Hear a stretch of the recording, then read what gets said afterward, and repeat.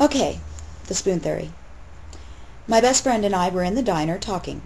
As usual, it was very late, and we were eating French fries with gravy.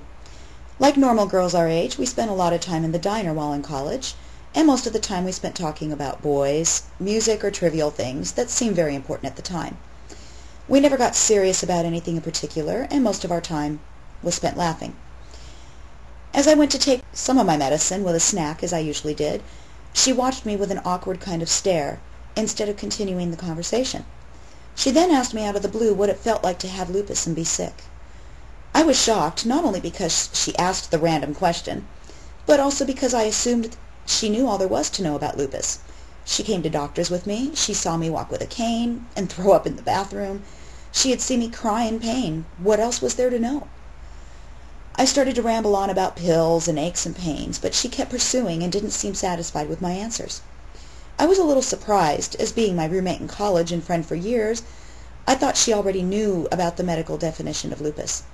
Then she looked at me with a face that every sick person knows well, the face of pure curiosity about something that no one healthy can truly understand. She asked what it felt like, not physically, but what it felt like to be me, to be sick. As I tried to gain my composure, I glanced around the table for help or guidance, or at least stall for time to think. I was trying to find the right words. How do I answer a question I never was able to answer for myself? How do I explain every detail of every day being affected and give the emotions a sick person goes through with clarity? I could have given up, cracked a joke like I usually do, and changed the subject, but I remember thinking, if I don't try to explain this, how could I ever expect her to understand? If I can't explain this to my best friend, how can I explain my world to anyone else? I had to at least try. At that moment, the spoon theory was born. I quickly grabbed every spoon on the table. Hell, I grabbed spoons off of other tables. I looked at her in the eyes and said, "Here you go. You have lupus." She looked at me slightly confused, as anyone would when they're being handed a bouquet of spoons. The cold metal spoons clanked in my hands, and as I grouped them together and shoved them into her hands, I explained that the difference in being sick and being healthy is having to make choices or consciously think about things when the rest of the world doesn't have to. The healthy have the luxury of a life without certain kinds of choices, a gift most people take for granted. Most people start the day with unlimited amount of possibilities and energy to do whatever they desire, especially young people. For the most part, they don't need to worry about the effects of their actions. So for my explanation, I used spoons to convey this point. I wanted something for her to actually hold, for me to then take away, since most people who get sick feel a loss of a life they once knew. If I was in control of taking away the spoons, then she would know what it feels like to have someone or something else, in this case lupus, being in control. She grabbed the spoons with excitement. She didn't understand what I was doing, but she was always up for a good game, so I guess she thought I was cracking a joke of some kind like I usually do when talking about touchy subjects. Little did she know how serious I would become. I told her to count her spoons. She asked why, and I explained that when you're healthy, you expect to have a never-ending supply of spoons. But when you now have to plan your day, you need to know exactly how many spoons you are starting with. It doesn't guarantee that you might not lose some along the way, but it at least helps to know where you are starting. She counted out 12 spoons. She laughed and said she wanted more. I said no, and I knew right away that this little game would work. I've wanted more spoons for years and haven't found a way to get more, so why should she? I also told her to always be conscious of how many she had and not to drop them, because she can never forget that she has lupus. I asked her to list off her tasks for the day, including the most simple. As she rattled off daily chores, or just fun things to do, I explained how each one would cost her a spoon. When she jumped right into getting ready for work as her first task of the morning, I cut her off and took away a spoon. I practically jumped down her throat. I said, "No, you can't just get up. You have to crack open your eyes and then realize you're late. You didn't sleep well the night before. You have to crawl out of bed, and you have to make yourself something to eat before you can do anything else, because if you don't, you can't take your medicine. And if you don't take your medicine, you might as well give up all your spoons for today and tomorrow too." I quickly took away a spoon, and she realized she hadn't even gotten dressed yet. Showering cost her a spoon just for washing her hair and shaving her legs. Reaching high and low that early in the morning could actually cost more than 1 spoon, but I figured I'd give her a break. I didn't want to scare her right away. Getting dressed was worth another spoon. Oh, really? I love my dogs. Sorry about that. Getting dressed was worth another spoon. I stopped her and broke down every task to show her how every little detail needs to be thought out. You cannot simply just throw clothes on when you're sick. I explained that I have to see what clothes I can physically put on. If my hands hurt that day, buttons are out of the question. If I have bruises that day, I need to wear long sleeves. If I have a fever, I need a sweater to stay warm, and so on. If my hair is falling out, I need to spend more time to look presentable. And then you need to factor in another 5 minutes for feeling badly that it took you 2 hours to do all of this.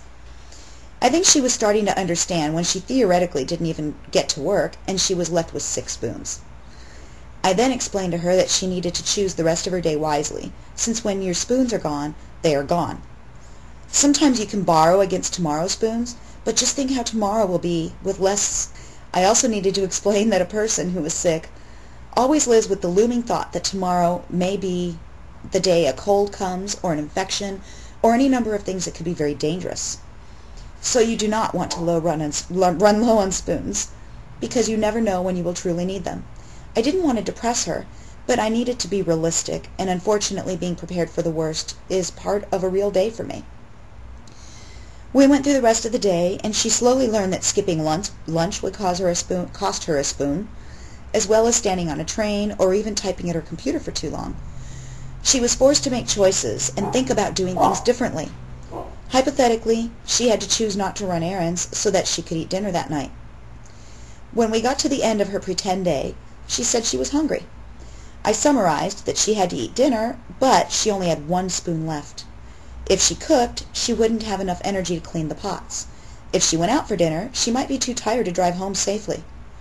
Then I also explained that I didn't even bother to add into this game that she was so nauseous that cooking was probably out of the question anyway. So she decided to make soup, as it was easy. I then said it's only 7 p.m. and you have the rest of the night, but maybe end up with 1 spoon, so you can do something fun, clean your apartment, or do your chores, but you can't do it all. I rarely see her emotional, so when I saw her upset, I knew maybe I was getting through to her. I didn't want my friend to be upset, but at the same time, I was happy to think, finally, maybe someone understood me a little bit. She had tears in her eyes and asked quietly, "Christine, how do you do it? Do you really do this every day?" I explained that some days were worse than others. Some days I have more spoons than most. But I can never make it go away, and I can't forget about it. I always have to think about it. I handed her a spoon I had been holding in reserve. I said simply, "I have learned to live life with an extra spoon in my pocket in reserve. You need to always be prepared." It's hard. The hardest thing I ever have had to learn is to slow down and not do everything. I fight this to this day. I hate feeling left out, having to choose to stay home or not get things done that I want to do. I wanted her to feel that frustration. I wanted her to understand that everything everyone else does comes so easy, but for me, it's 100 little jobs in one. Damn it. I need to think about the weather, my temperature that day, and the whole day's plans before I can attack any one given thing. When other people can simply do things, I have to attack it and make a plan like I'm strategizing a war. It is in that lifestyle the difference between being sick and healthy. It is the beautiful ability to not think and just do. I miss that freedom. I miss never having to count spoons. After we were emotional and talked about this a little while longer, I sensed that she was sad. Maybe she finally understood.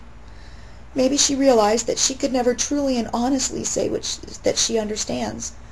But at least now she might not complain so much when I can't go out for dinner some nights, or when I never seem to make it to her house and she always has to drive to mine. I gave her a hug when we walked out of the door. I had 1 spoon in my hand and I said, "Don't worry, I see this as a blessing. I have been forced to think about everything I do. Do you know how many spoons people waste every day? I don't have room for wasted time or wasted spoons. and I chose to spend this time with you. Ever since that night, I have used the spoon theory to explain my life to many people. In fact, my family and friends refer to spoons all the time. It's been a code word for what I can and cannot do. Once people understand the spoon theory, they seem to understand me better, but I also think they live their life differently too. I think it isn't just good for understanding lupus, but anyone dealing with any disability or illness. Hopefully, they don't take so much for granted or their life in general. I give a piece of myself in every sense of the word when I do anything. It has become an inside joke. I have become famous for saying to people jokingly that they should feel special when I spend time with them because they have one of my spoons.